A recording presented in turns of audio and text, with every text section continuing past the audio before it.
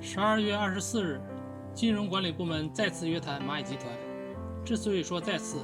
因为已经约谈过一次。另外，阿里巴巴涉嫌垄断被市场监管总局立案调查。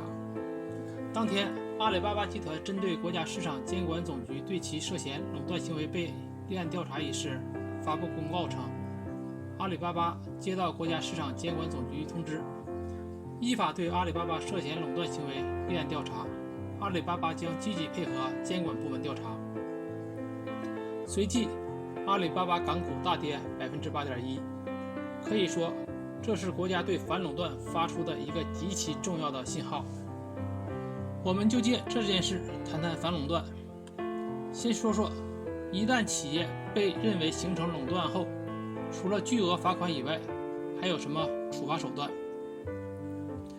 这需要知道垄断对国家的危害。经过40多年的改革开放，现在中国资本的力量已经非常强大，不但在广泛的侵蚀群众利益，而且也开始干预政治。目前，中国互联网有3大巨头 BAT， 都是私有企业，几乎控制了中国整个的互联网，有垄断的嫌疑。我们知道，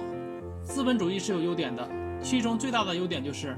它采取的是自由竞争的模式，国家不怎么干预企业经营，所以它的竞争力非常强，能极大的促进生产力的发展。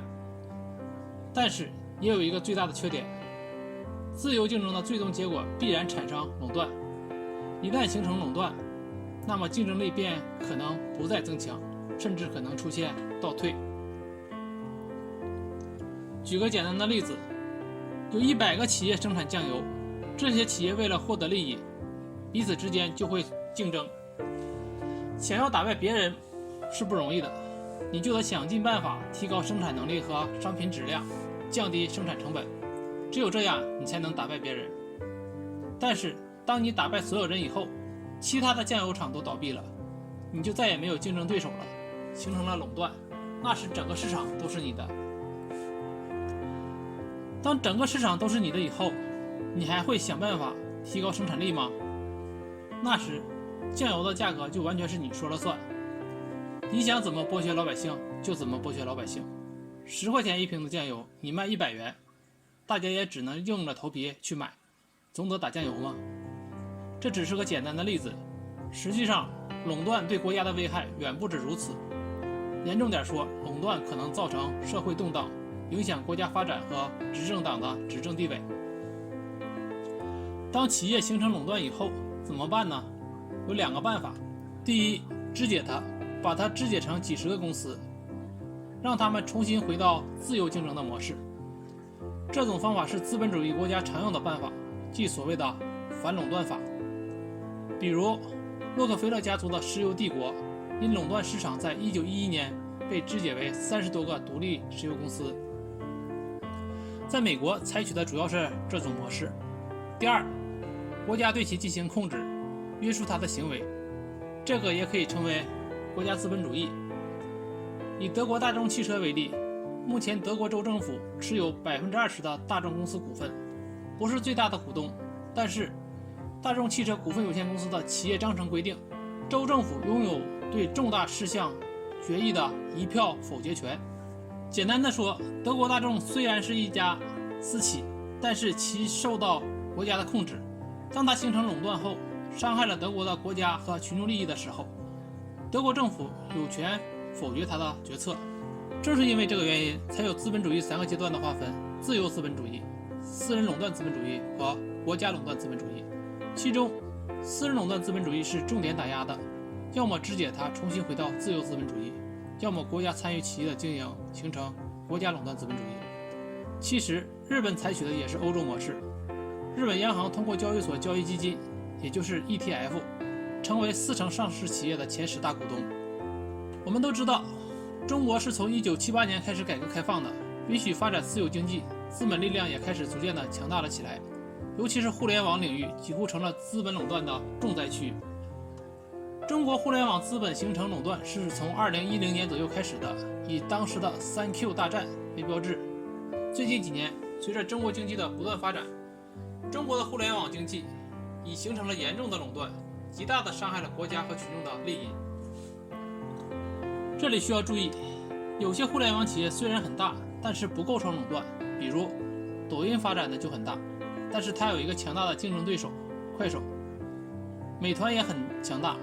但是它有一个强大的竞争对手饿了么。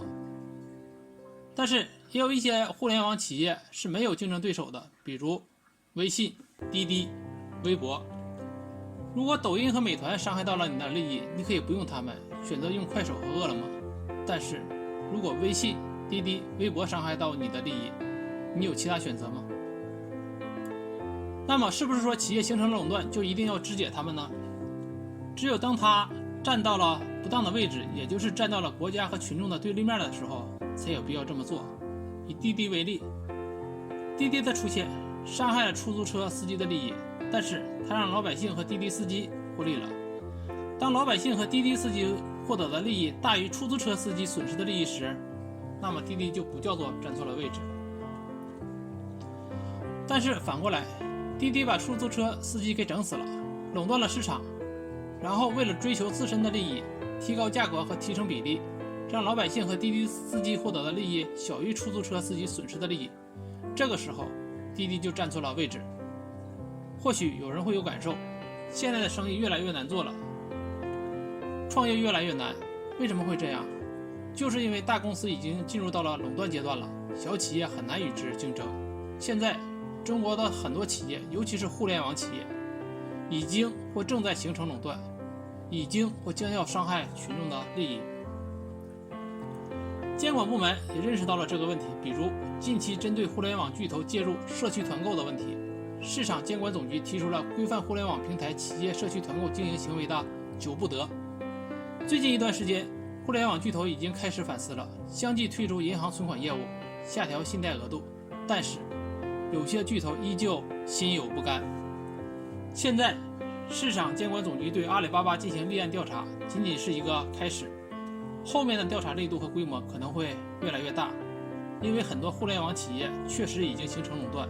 已经极大地伤害了国家和群众的利益。希望那些资本家们明白一点，即使在资本主义国家也是不允许垄断存在的，至少在法律层面是这样的，更何况在中国。当初国家允许私有企业的存在，是希望私企能促进中国经济发展，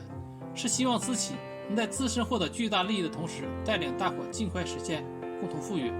而不是让私企吸血人民群众的。